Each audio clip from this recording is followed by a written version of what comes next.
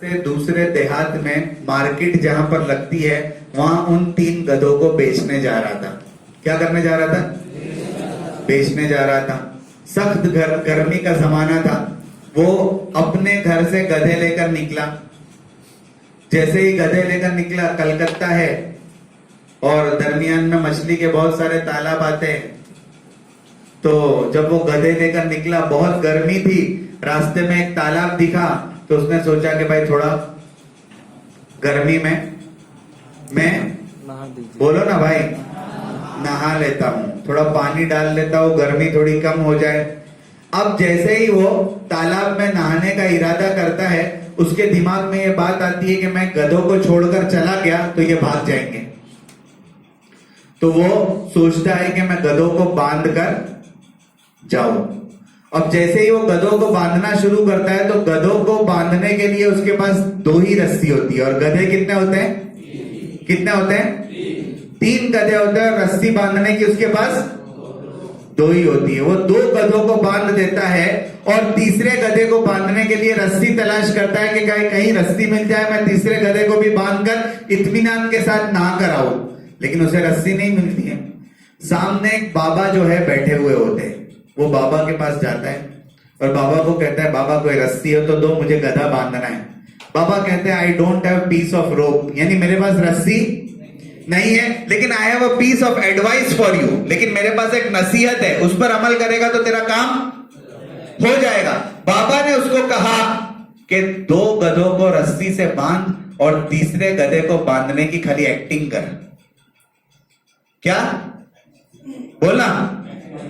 2 गधों को बांध दे और तीसरे गधे को बांधने की खाली एक्टिंग कर, तेरा गधा। अब उसको बाबा की बात पर यकीन तो नहीं हो रहा था, लेकिन उसके पास कोई दूसरा चारा भी नहीं था। उसने वैसा ही किया, 2 गधों को बांधा और तीसरे गधे को बांधने की एक्टिंग की और वो नहाने चला गया। नहाया धोया आराम से और नहाकर फिर वापस बाहर आया। वो डरता हुआ गया, लेकिन जब वो बाहर आया तो उसने देखा कि तीनों गधे अपने जगह पर। बहुत इत्मीनान हुआ उसको कि भाई बाबा की बात जो है काम में आई। और फिर उसने दोनों गधों को खोला और चलना शुरू किया। थोड़ा दूर चला तो उसको क्या पता चलता है, 2 ही गधे आ रहे, तीसरा गधा वापस साथ में, बोलो ना, तीसरा गधा साथ में नहीं आ रहा है। अब उसने जाकर गधे को बहुत लात मारी, धक्का मारा, लेकिन किसी भी तरीके से वो चलने को तैयार नहीं है। अब वो बाबा को गाली देने लगा कि बाबा तुमने मेरे गधे पर कुछ जादू कर दिया है, ये तो चल ही नहीं रहा है, ये तो बोलो ना, ये तो बाबा ने बोला, गधा वो है कि तू है बेटा? क्या कहा? गधा बोलो ना, गधा जोर से बोलो ना। गधा वो है कि तू है बेटा। जब तूने उसको बांधने की एक्टिंग की तो खोलने की एक्टिंग की।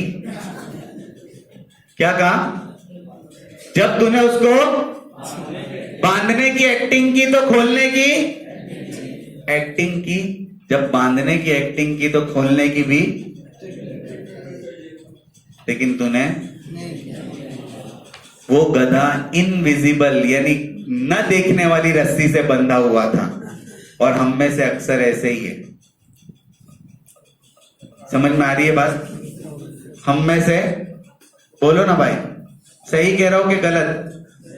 हमें बहुत सारी इनविजिबल रस्सियों ने बांध रखा है, जो नजर हमें आगे बढ़ने से वो रस्सियां, बोलिए ना जोर से, वो रस्सियां रोक रही है। हमारे अंदर बहुत सारी सलाहियत है, हमारे अंदर बहुत सारी काबिलियत है, लेकिन वो नजर न आने वाली रस्सियों ने हमें,